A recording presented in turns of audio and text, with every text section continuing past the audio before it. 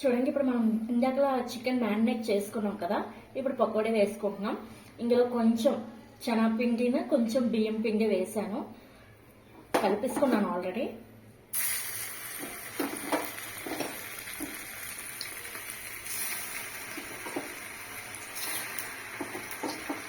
Cornflour అంటే cornflour కూడా వేసుకోవచ్చు, బట్ నేను ఎప్పుడూ అది వేయలేదు. లేకపోతే అంత యూజే ఉండదు నాకు దాంట్లో.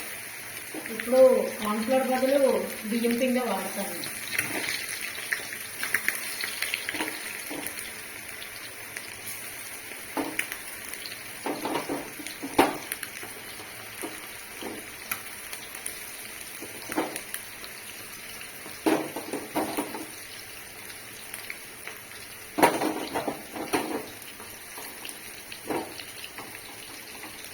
ఇది వేగడానికి ఎంత టైం పడుతుంది?